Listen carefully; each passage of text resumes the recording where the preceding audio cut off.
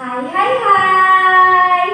Assalamualaikum warahmatullahi wabarakatuh. Hello semuanya. How are you today? Nah, today I will gonna show you about the secret box. Hari ini kita akan belajar dengan benda-benda yang ada di dalam box ini. Tapi sebelum itu, alangkah lebih baik kita harus berdoa dulu ya. Kita simpan dulu boxnya. Okay, raise your hands. Let's make doa together. Bismillahirrahmanirrahim. Rabbi zidni ilma warzuqni fahma. Amin. Back to the secret box. Hari ini kita akan melihat benda apakah yang ada di dalam box ini. Kita buka ya. Kira-kira apa nih yang ada di dalam boxnya? Nah, yang pertama ternyata ada jeng jeng jeng. Wah, ada sebuah kata. Kita baca bareng-bareng. Ayo. Kita simpan dulu ya. Nah, kita lihat benda yang kedua. Nah, kalian pasti bisa menebak nih. Yang kedua adalah mari. Wah, kita akan belajar apa ya? Sudah ada dua kata kunci. Coba kita lihat keterangan apa yang ketiga.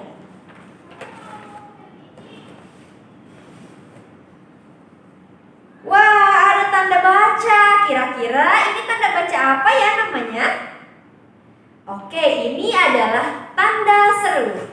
Kita sudah mendapat 3 kata kunci. Ada kata ayo, mari, dan tanda seru. Kira-kira hari ini kita belajar apa ya dengan kata kunci itu? Oke, dengan 3 kata kunci yang tadi kalian pasti sudah bisa menebak. Hari ini kita akan mereview kembali pembelajaran mengenai kalimat. Kalimat apa ya? Ada banyak kalimat yang sudah kita pelajari. Tapi kira-kira kalimat yang diawali dengan kata ayo dan mari, kemudian diakhiri dengan tanda seru, biasanya kalimat ajakan. Betul sekali. Hari ini kita akan mengulas mengenai kalimat ajakan. Oke, kita mulai saja ya ke contoh yang pertama. Tadi kalimat ajakan bisa diawali dengan kata ayo. Tapi teman-teman, ternyata kata ayo ini bisa kita gunakan tidak hanya di awal kalimat loh. Bisa juga di tengah-tengah. Contohnya, contoh kalimat ajakan menggunakan kata ayo di awal kalimat. Ayo kita pergi ke sekolah. Kita tulis ya. Ayo kita pergi ke sekolah. Jangan lupa diakhiri dengan tanda seru. Pintar. Nah, ternyata kata ayo ini bisa kita gunakan di tengah-tengah, tidak hanya di awal kalimat. Contohnya Halaman 61 ini seperti yang sudah Miss Alfi jelaskan bahwa ada yang namanya kalimat ajakan. Nah, kita lihat ya di bagian yang ini. Dalam percakapan di atas ada kalimat ajakan berikut. Bella, ayo bermain ke taman. Mari duduk di sampingku. Coba lihat, ada 2 ciri-ciri yang sangat terlihat jelas ya.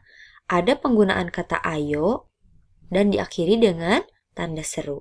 Juga ada penggunaan kata mari dan sama diakhiri dengan tanda seru. Artinya kalimat itu adalah kalimat ajakan. Rima, ayo kita bermain sepeda. Rima, ayo kita bermain sepeda. Kita bermain sepeda. Tidak lupa diakhiri dengan tanda seru di belakangnya. Kita baca bersama ya. 1, 2, 3. Ayo kita pergi ke sekolah. Ayo kita pergi ke sekolah. Yang kedua, Rima, ayo kita bermain sepeda. Nah, kata ajakannya itu disimpan di tengah-tengah. Yang ketiga, mari kita mengaji. Bisa juga kata mari ini kita simpan di tengah-tengah kalimat. Nah, kalau sudah ada kalimat ajakan, apa yang harus kita lakukan? Oke, betul, menjawabnya dengan kalimat tanggapan. Kalimat tanggapan itu seperti yang sudah kita pelajari kemarin, yaitu kalimat jawaban atau pendapat. Lalu, coba lihat yang kedua, ada kalimat tanggapan. Kalimat tanggapan itu adalah balasan. Kita lihat ya di sini ya. Yang pertama yang berbicara adalah Mehra. Bella, ayo bermain ke taman. Nah, lalu Bella menjawab, aku sedang membuat origami kupu-kupu, tapi sebentar lagi selesai. Jawaban Bella ini merupakan tanggapan dari ajakannya Mehra. Paham ya? Jika sudah paham, perhatikan halaman 62. Di halaman 62 bagian ayo menulis, dengan perintah tulislah kalimat tanggapan berdasarkan kalimat ajakan berikut. Coba lihat nomor 1. Razka mengajak Danu bermain bola. Yang Razka katakan adalah, Danu, ayo bermain bola. Nah, kalian diisi. Tanggapan Danu yang sesuai adalah seperti apa? Dikerjakan sampai nomor 5 ya.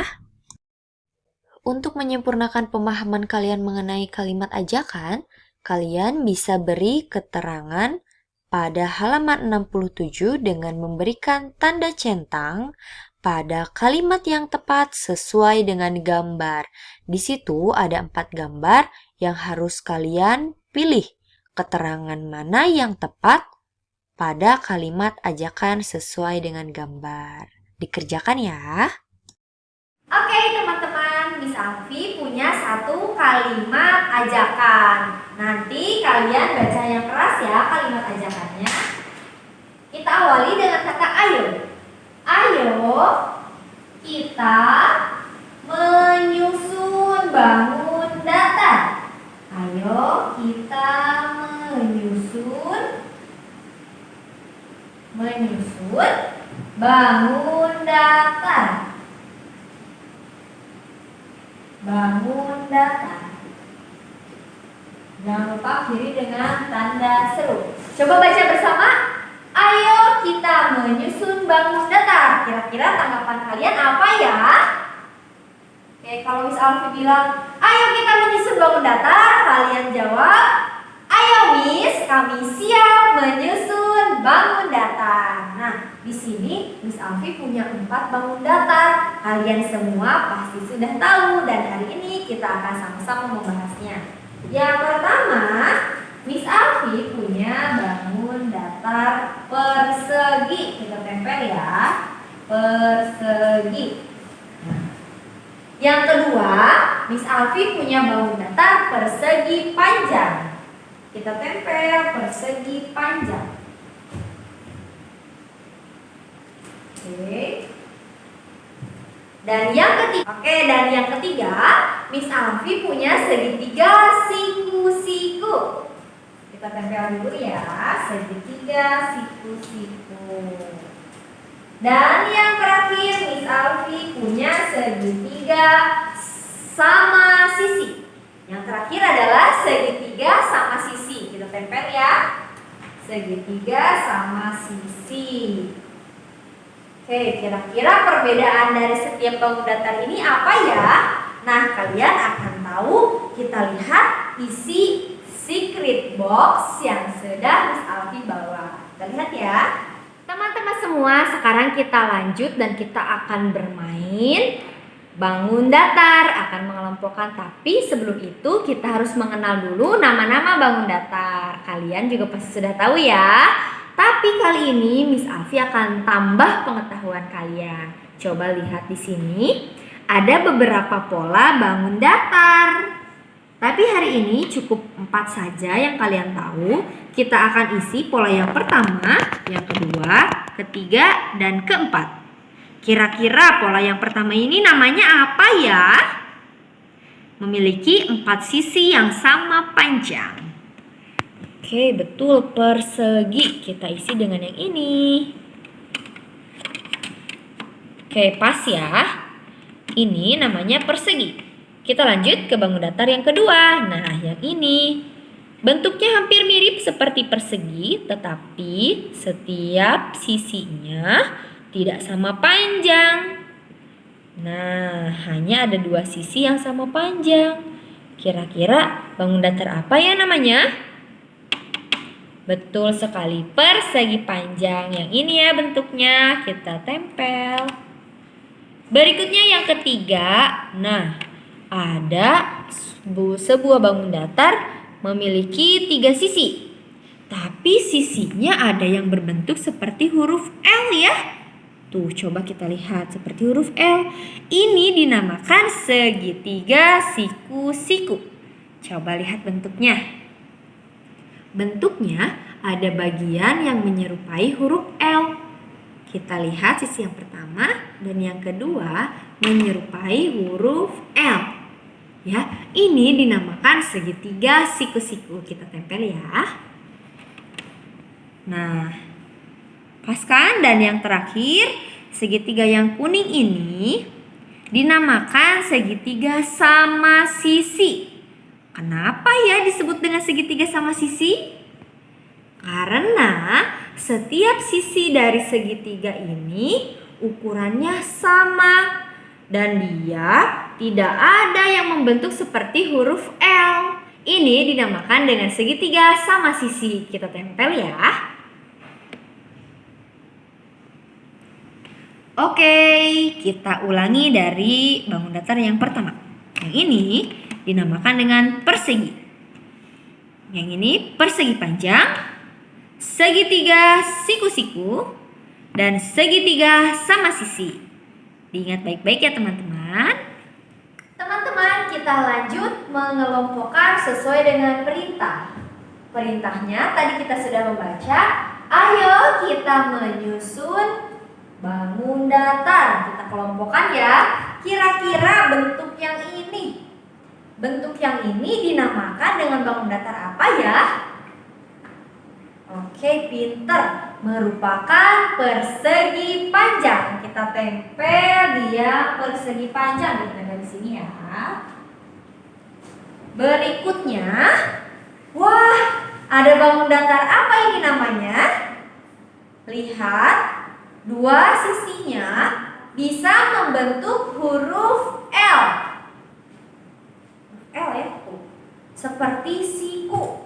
Siku kan seperti huruf L ya. Nah, kalian harus paham bahwa ini namanya segitiga siku-siku. Kita simpan di sini ya, segitiga siku-siku. Berikutnya, oke, kita betulkan terlebih dahulu segitiga siku-sikunya.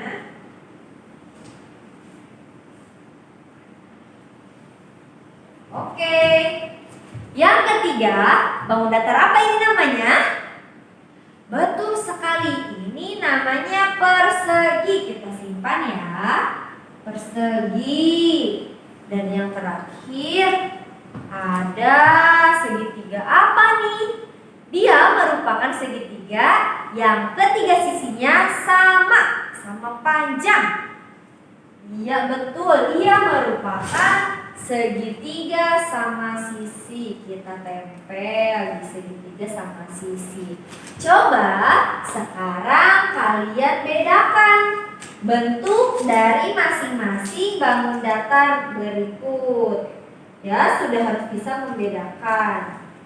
Nah, Dari yang persegi, persegi panjang, segitiga siku-siku, dan segitiga sama sisi yang terakhir. Setelah ini kita akan membuat pola.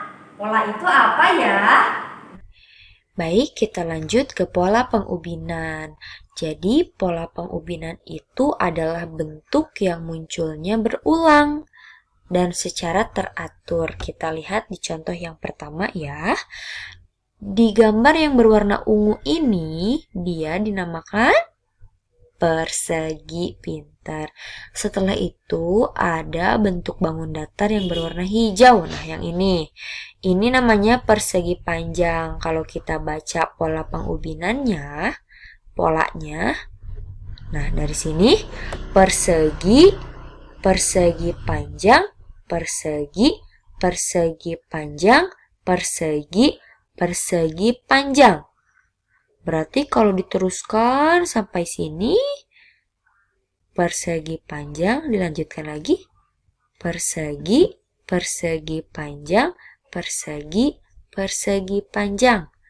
Oke, begitupun sebaliknya. Alhamdulillahirrabbilalamin. Akhirnya pembelajaran kita sudah selesai. Ada 3 pembahasan utama yang kita pelajari. Yang pertama, kita sudah belajar dan mereview kembali mengenai kalimat ajakan dan tanggapan. Yang kedua, kita sudah mengetahui nama-nama bangun datar. Oke, amati perbedaannya ya setiap bangun datar yang sudah bisa kenalkan tadi. Dan yang terakhir, kita sudah belajar mengenai pola pengubinan. Diingat baik-baik ya. Semoga kalian paham dan jangan lupa dikerjakan tugasnya. Kita akhiri bersama-sama dengan hamdalah.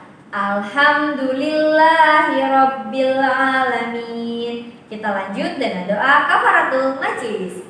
Subhanakallahumma wa bihamdika asyhadu alla ilaha illa anta astaghfiruka wa atubu ilaik. Amin. Terima kasih banyak teman-teman. Mohon maaf apabila ada kesalahan. Wabillahi taufiq wal hidayah. Wassalamualaikum warahmatullahi wabarakatuh. Bye.